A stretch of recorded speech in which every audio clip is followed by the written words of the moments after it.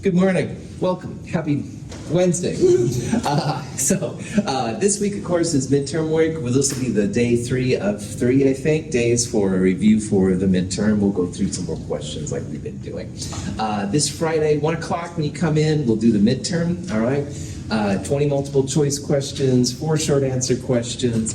It'll go about 2 hours. We don't have a problem set or quiz this week. I've been asked that several times. You'll turn in the exam prep worksheet, the titration calculations lab from last week, and this week we won't have a lab afterwards. You'll complete the special lab. The special lab is in the companion. It's in the online section, but we're going to do the online version this week. You'll turn that in the following Friday in lab. Should be pretty cool. Any questions? This kind of stuff.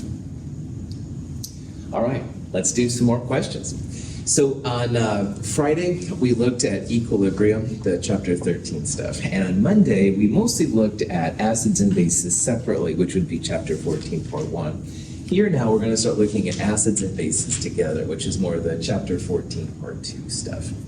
So here's a question. We've got some ammonium chloride. We're going to add some ammonia to it. What do you think is going to happen? All right.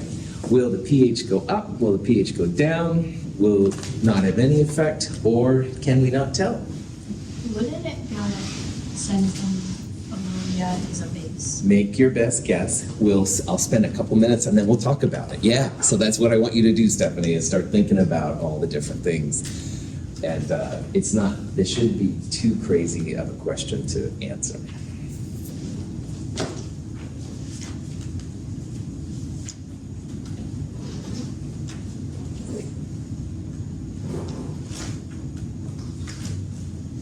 Cannot tell.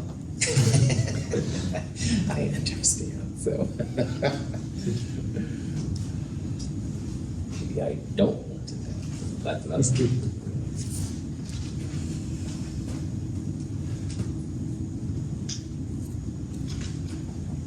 Okay, so this question, I'm hoping by this point that you know, and Stephanie, you nailed it. Yeah, ammonia is definitely a base, all right?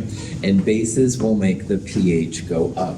Now, let's say that you've been absolutely asleep since Chem 221, and you don't have to raise your hand, but anyway, let's say that you're like, man, I have no idea what ammonia is, okay? Well, check out the ingredients we have here. We've got ammonium chloride, and in water, the chloride goes away. This is a conjugate of a strong acid, HCl.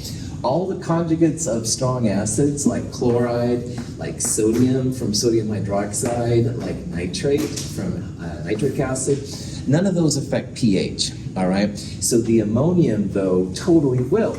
And you've got here ammonium, and you have ammonia.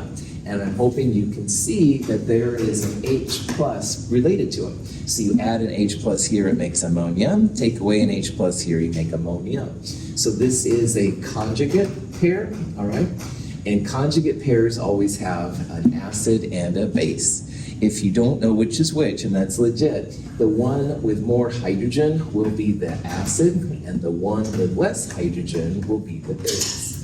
So for all of these reasons, I'm hoping you can see ammonia is going to be a base, all right? It's a weak base, but it is a base, and bases make your pH go up. It doesn't say how much it's going to go up, all right? It might be 0.000001 units or something like that, but because you're adding a base, it will make it more basic. Questions on that? Sweet. So I put this up here because, yeah, I want you to know that bases make pH go up, acids make the pH goes down, and I also want to talk real fast about conjugates, how to find them, and how to remember that the thing with less hydrogen will be the base, the thing with more hydrogen will be the acid. Okay, now here's another question, same ammonium chloride, but now we're adding sodium chloride, all right? And what's going to happen to the pH? I mentioned this earlier, but let's take a minute, just think about what you think will happen, and then we'll go from there.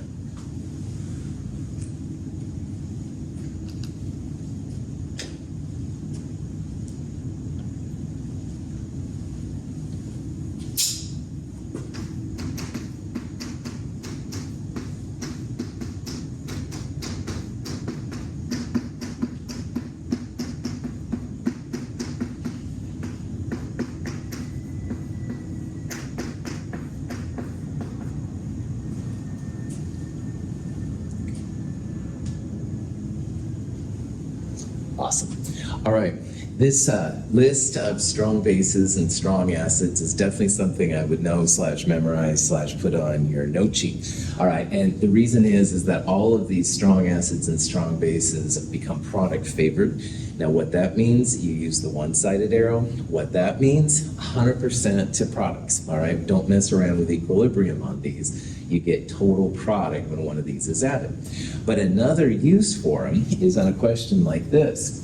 And the parts that aren't the acids and the bases, i.e. the parts that aren't the hydroxide on the bases, and the parts that aren't the H plus on the acid, those are all the conjugates of the strong acids, strong bases.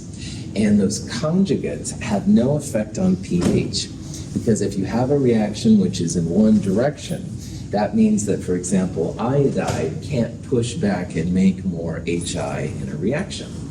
So in this problem, sodium chloride, the sodium is the conjugate of NaOH, a strong base, and the chloride is the conjugate of hydrochloric acid, a strong acid. So all of the conjugates don't affect pH. There should be no effect on the pH if you add one of these.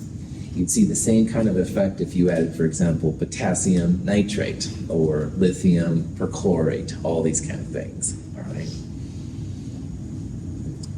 Any questions on that?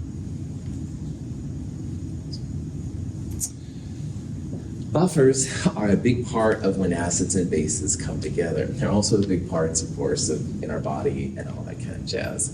See if you can figure out which combination up there would be a great choice for an ideal buffer, i.e. a buffer that would work like a buffer.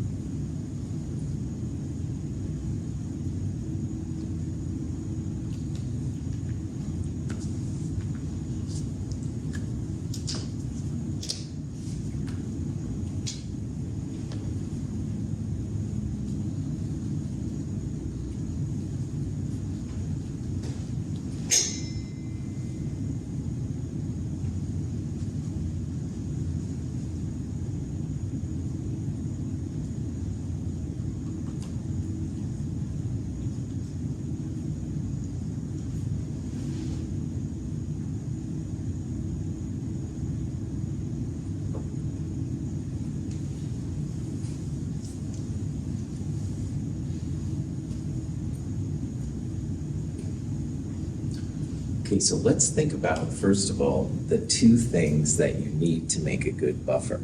Can anybody list one of the things? You need a strong acid. Cool. So one thing that you have to have for a good buffer is you can't have a strong acid or a strong base. So another use of this list down here is that all of these are not going to be good buffer candidates. And the reason why is in a buffer, you have an equilibrium, all right? And the strong acids and strong bases, those are the hunter killers. They don't sit around. They'll wipe out whatever else is around them. So in this list, you can see there are several strong acids, strong bases, KOH, HCl, there's HCl again, sodium hydroxide. All of those won't be good buffers, all right? You wouldn't want to use those. The other thing you need for a good buffer is you need a conjugate system. So you need like a weak acid and its conjugate base, or of course a weak base and its conjugate acid.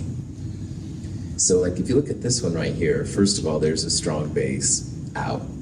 HCl and chloride technically are conjugates, but it's a strong acid, so that's not a good list. Remember, a conjugate is just a system related by an H+, all right? So technically HCl and Cl- are conjugates, but HCl is on this magic list of strong acids, strong bases, so it's out of here too. Now this one kind of looks like it could be right, all right? Like this is acetic acid and this is formic acid. But the thing is, first of all, they're not strong, weak, thanks for playing. They're not strong acids and strong bases, which is nice. But if you look, like these are not conjugates of each other. This one has 2 carbons and it has 4 hydrogens. This has only 1 carbon and 2 hydrogens. So a conjugate system will have just a plus or minus H+ related to it. So these are both weak systems, but they're not conjugates of each other. That's why they would be a good combination. The next one up, HCl, is a strong acid. Potassium hydroxide is a strong base, so that wouldn't work for a buffer. But this last one up here, or the first one, depending on your perspective, HCN is an acid. It has a hydrogen listed first, and that's chemist's way of telling that you've got an acid. And in water, potassium goes off and plays by itself, and you've got cyanide left over. And cyanide and hydrocyanic acid are conjugates of each other. HCN and CN- are not on this list. So answer A here is going to be the best buffer system. You want to be really careful with this buffer. You wouldn't want to put this in your body. Cyanide in your body is like bad news for so many levels. However, it would be a good buffer. All right, it would resist changes to pH. So, any questions? Okay.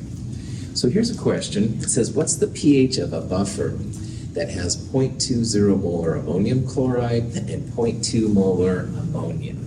And I've got up there the Ka for it. So see if you can figure out, there's a couple different ways to do it, how to find the pH of this buffer. And we'll talk about how to do it here in a little bit. Of course, I would push you towards Henderson-Hasselbalch, but you don't have to if you don't want to.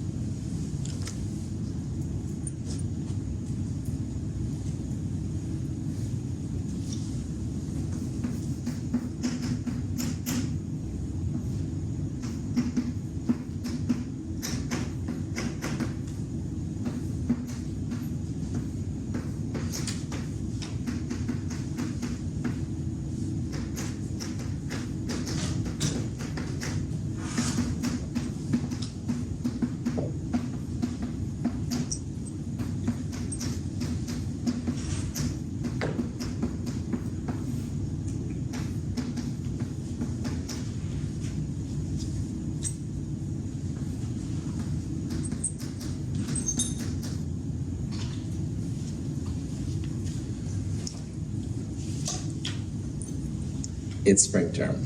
So everybody started thinking about summer. You're like, screw you, Russell, I don't like your equation. Fine, you don't have to use my equation. In a problem like this, the non-Henderson-Hasselbalch way, you have ammonium and ammonia, and you have a Ka for ammonium. So I would set it up like an acid Ka. So that would be ammonium plus water makes hydronium plus ammonia. And in the ice table, you'd start with 0.20 moles of liter of both ammonium and ammonia. You can't have 0 for anything, so hydronium will be X. Ammonium will go down by X to make the hydronium, and ammonia will go up by the same amount X as hydronium is made. So you'd have Ka equals X, 0.20 plus X, 0.20 minus X. This is a quadratic formula. Your solve button would be awesome, all right? If you wanted to be a little bit cheesier about it, which is, I highly recommend it, the plus X and the minus X are so small that you don't really have to worry about it. So you can make the hydronium value be Ka, which you're given, times 0.20 divided 0.20, and then minus log of hydronium would give you pH. Don't do it that way. All right, I mean, you can if you want, but dude. All right, yeah.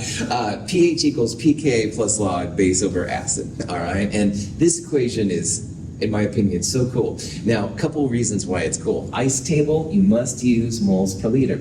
In Henderson-Hasselbalch, because it's a ratio, you can use molarity over molarity, which I would use here, or moles over moles, which will be helpful later.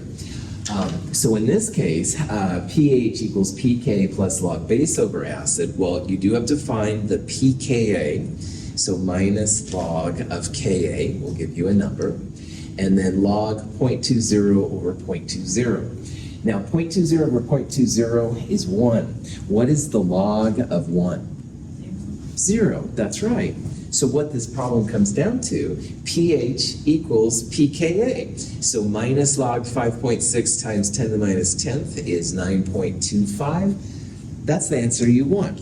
And again, you don't have to do it this way, all right? You can go through it, but man, I hope you see this is the way to do it. So yeah, this ratio is just so cool. When you do a lot of buffers, all right, the HH will definitely save you a lot of time. You don't have to do it, but any questions? Yeah. So that cheese equation, are there any rules that I must do? Like, is there like any other toppings? Oh yeah, right on. Like, is it only for like a weak base and acid or anything? Cool. We're the one we're using right now, Clifford, is for a buffer, which is a weak base and conjugate acid or acid conjugate base. All right. If I was to give you a Kb, you'd have to turn it into a Ka.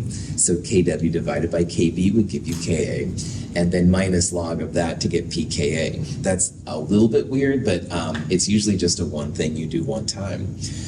If you add a strong base or a strong acid, we're going to manipulate this part in moles, and I'll show you an example of that here coming up.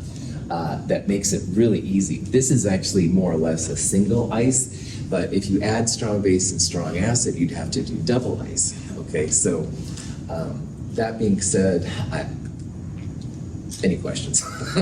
Got it. Okay, all right. Ask questions. Sometimes I get off on a tangent and I don't remember where I went, so You're good. okay. Other questions? Your questions are always appreciated. My answers, I'll keep trying until I get it right. All right, just let you know. Okay, enough of this problem. So pH equals pKa, da da da. All right, same kind of problem, but now your concentrations are different. All right, so before we had log of 1, you're not going to have log of 1 at this time. However, I'm hoping you can see this won't be too much crazier than you did last time. pKa is still 9.25. See if you can figure out the pH.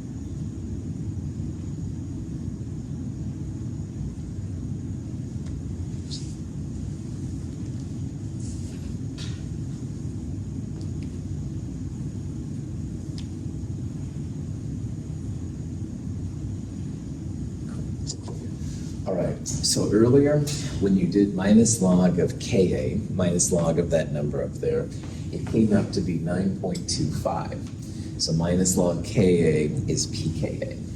Again, I do recommend Henderson-Hasselbalch for buffers, definitely. So the pH that you're looking for equals 9.25 plus log base over acid. Now you must know, of course, which one is the base and which one is the acid. So in this problem, is ammonia the base or is ammonium the base? Ammonia. Ammonia, that's right. And if you don't see that still, remember that the bases have less hydrogen, the acids have more hydrogen.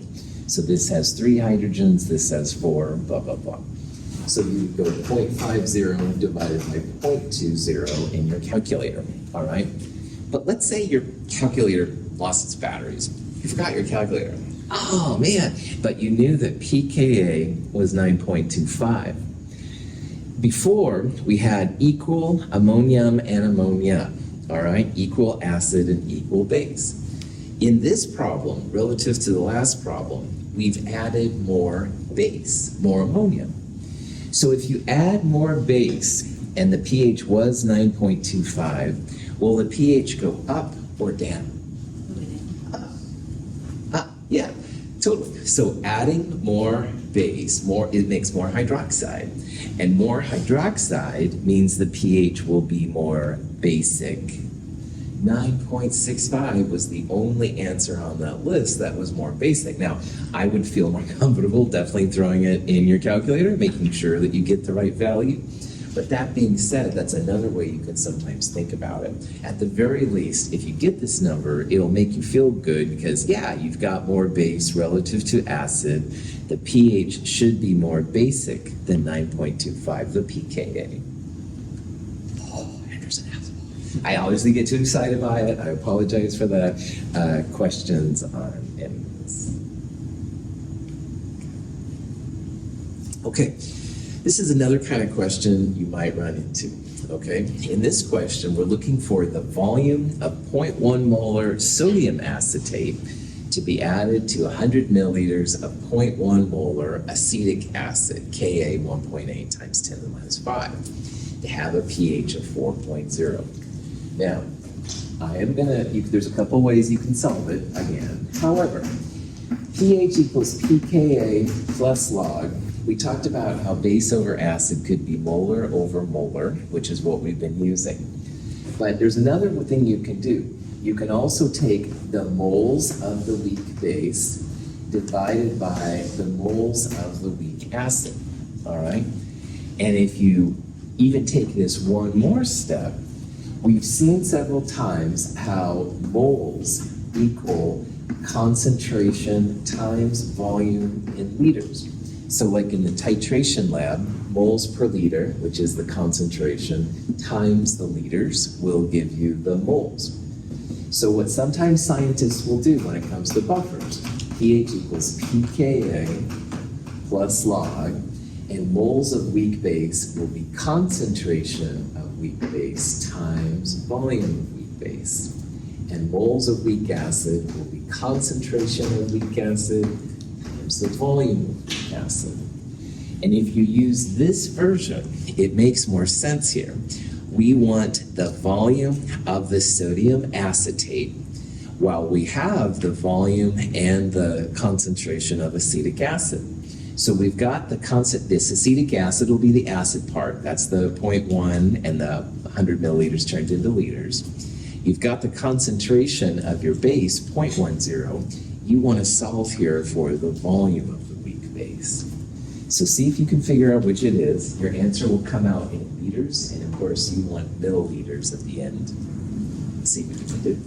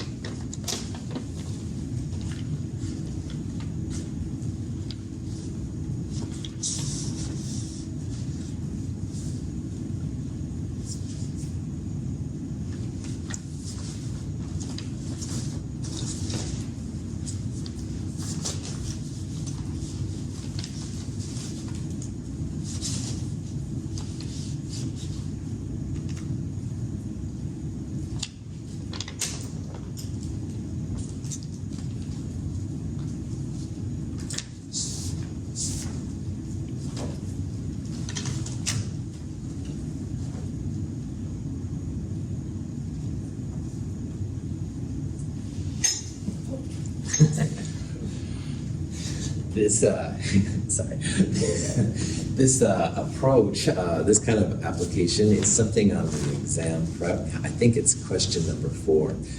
In question number 4, it says, what's the volume of weak acid and conjugate base needed if you want a total of 1 liter? So you would use this kind of system. You could have, in that problem, the weak acid volume and the weak base volume equals like 1,000 if you're using milliliters, or 1 if you're using liters. So you could go 1 minus VWA in liters, well, this would be just VA. Anyway, that's something neither here nor there, but if you look at exam prep, that's one of the things that you'll see. But anyway, in this problem, this is something that happens if you're creating a buffer, all right? It's nice to know the volumes associated with your acid and base in order to do that. And again, with Henschen-Hasselbalch, Jesus makes this pretty chill. So again, you made this, I would use this kind of equation, pKa minus log of 1.8 times 10 to the minus 5. Concentration of your base, this is the acetate, 0.10. This one says acid, so you know right away that's the weak acid in this one, by the way. We're looking in this problem for the volume of the base, the concentration of the acid, 0.10, and the volume then in liters would be 0.1 liters. And then it's just basically solving for the volume of the weak base. If you got about 18 milliliters, well done. Here's the actual steps. pH minus pKa was minus 0.74. You got to get rid of the log, so 10 to the power of minus 0.74. That log goes away. The bottom part, you have all numbers. The top part is you have 1 times the volume. Solve for the volume, 18 milliliters. The way I did it, I had liters as an answer, so you multiply by 1,000 to get the milliliters. Any questions on that? Sweet. Okay. We're now going to shift over to titrations a little bit, and it's important that you know how to identify which type of titration you have based on just a graph. So this is a typical kind of titration graph you might see, and I'd like you to tell me what kind of titration this is. So using these 5 answers and stuff like that, let me know. The pH scale is usually on the y-axis. It usually is 0 to 14, like here. The volume is always starts at 0. In this case, it goes to 40 milliliters. That's not so relevant, but it is kind of just affirming to know. So see if you can figure out like which of those that would be.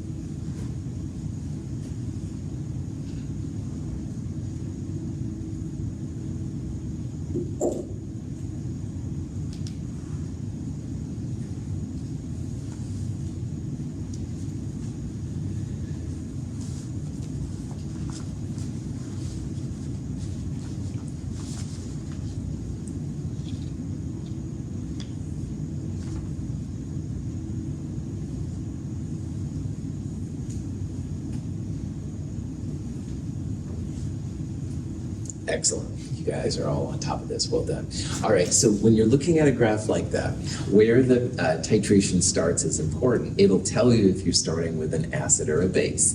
So this pH is definitely greater than 7. All right, so that's going to be a base. So when you look at these examples on the left here, it could be B, because you're starting with a base. It could be D, starting with a base, and it could be E, you're starting with a base. All right. Then you can look at the titration, and the next thing to look at is where the equivalence point is, all right? Now, if this was a strong base plus strong acid, where would we think the equivalence point would be roughly in terms of pH? 7, yeah. I think well, you did it. Yeah, it should be about a pH of 7. Strong acid, strong base, they neutralize each other. The conjugates are pH boring, which means they don't affect pH. Yeah, equivalence is going to be a little higher. Equivalence, by the way, is the middle point of that steepest region, all right? And most of the time you can just guesstimate where it is, which is basically what happened here. So yeah, this is going to be in the middle of this part right here, right there. It's less than 7. So if the pH in this case, if you're starting with a base and the equivalence point is less than 7, all right, the only thing it can be then is weak base plus strong acid. Now, first of all, we're not looking at titration graphs between weak bases and weak acids or weak acids, weak bases. The information that you would get from a titration is very difficult to interpret. It's not very helpful. You really should use a strong acid or a strong base as your titrant, not a weak system. Yes, it can be done, but honestly, don't spend. You have better things to do with your time. So it's not going to be this one. That one's flat out, all right?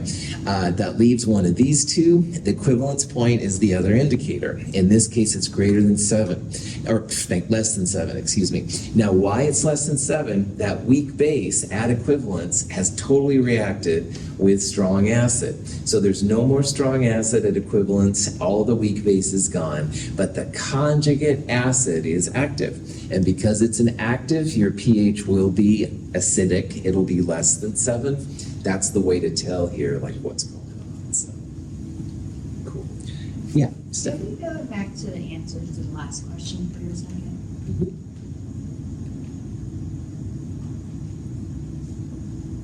These are also available. Oh yeah, no problem. There's also a complete lecture which goes over these on YouTube. It's not as much fun as hearing hopefully my stupid stories, but still, you can always go back and look at those too and stuff. Yeah, but I'm happy to do that stuff. No worries. All right, questions? Any of this section? Yes. For the midterm, are we going to need all of the equations from the titrations lab? So like the pre-post equivalents, all that stuff? Are we going to need those? Yeah, they're helpful because I want you to be able to find the pH of any acid and base combination. And yeah, they're kind of a pain and some of them are ugly, but in case you need one of those reagents and stuff, yeah, that would be a cool thing to know. So your sheet will be hopefully filled with all this kind of stuff, you know. Yeah. Good. Yeah, good question.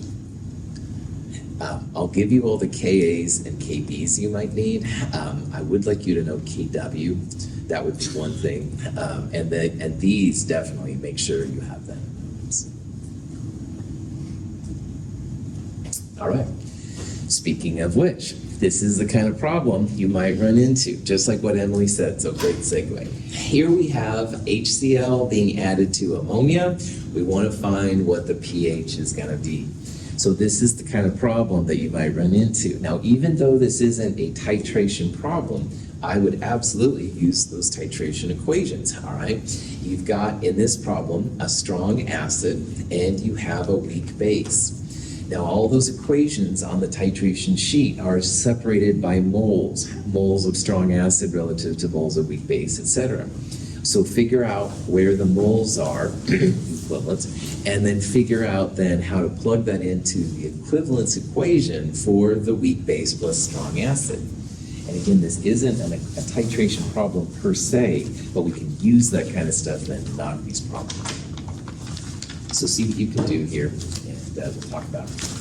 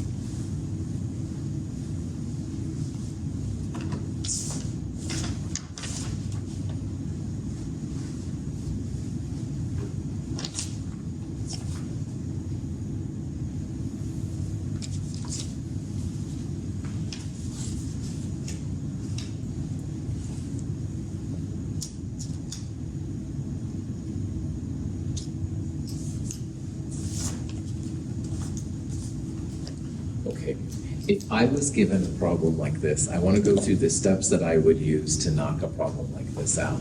And the first thing, like I said, is I would try and figure out what acid and base species were being added. Now, HCl, as we've seen, is a strong acid, and ammonia, by the very fact it has a Kb, is going to be a weak base. So you can use the weak base plus strong acid equations here. This isn't, again, a titration, but we can use those things to figure out the equations to use. So the first thing, weak base plus strong acid. The second thing is you need to know the moles of each that you're adding. That's what separates those four equations. There's pre-equivalence, post-equivalence, more moles of what you started with versus more moles of what you added, etc. And hopefully you can see here, the volumes are the same and the molarities are the same. And if they're both the same, that means the moles are equal. This is going to be an equivalence point problem, all right? Now, really what you could do to find the moles is you could take volume, 0.150 liters, either one of them, multiply it by 0.400 moles per liter. That will give you the moles, and you'll find out it's the same number for both. Now, at equivalence in a weak base plus strong acid, the weak base and the strong acid are gone, but the conjugate acid of the ammonia is present, so that would be ammonium. Now, as we saw in chapter 14.1, all the weak acids, you can do their pH pretty quickly, minus log square root Ka times Ca. So to make this look more like what we need, we've got to turn our Kb into a Ka. So Kw, 10 to the minus 14, divided by this number, that would give you the Ka.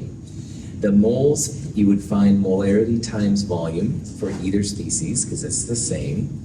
And you do need to divide by both of the volumes in liters. So 15 plus 15 would be 30 milliliters, divide by 1,000, 0.030 liters. Here's some more details on the math, but if you got 4.98, nice job. The pH should be acidic because the conjugate acid is present, all right? So it probably would be one of these two numbers. These numbers up here would either be neutral or basic, which probably isn't going to happen. Questions on that? Okay. Yeah, I'm running. Oh, go ahead. Wait, never mind. I'm good. It's no problem. All right, cool. Because I'm running out of time, I'm going to go through these next questions pretty fast. If you want to take a picture of it, that's totally awesome. So, the next question, we've got so many grams of sodium hydroxide being added to acetic acid. What's the pH? This is a similar kind of problem. This would be a strong base, and this is a weak acid. So you'd want to compare where the moles are. In this problem, grams divided by molar mass would give you moles. Moles of these would come from liters times moles per liter. I think it's equivalence, so you'll have essentially a weak base. It'll be something like 14 plus log square root Kb times Cb. Like before, Kw divided by Ka will give you the K you need. Moles divided by total volumes, which in this case is just 100 milliliters. The solid doesn't have any. 8.87 would be your pH. This one right here, we've got HCl and sodium cyanide. All right, sodium cyanide is the conjugate base of HCN. So this would be a strong acid and weak base, or weak base plus strong acid titration. And you've got to figure out the moles and all that jazz. Final at the end, it comes out to be pH and pK are the same. This is the half equivalence point. You could use the pre-equivalence region to get there, but pH and pKa turn out to be the same when you compare the moles of each other. And then the last one, sodium hydroxide with a weak acid ammonium. So this would be weak acid plus strong base. Again, find the moles, find the region you're in, all that kind of stuff. pH 9.08. You're in the pre-equivalence region where you still have some stuff left over. Any questions on any of that? All right, we're going to start some new stuff on Friday. We're done with these kind of titrations, acids and bases and stuff. I appreciate your hard work. Have a great day.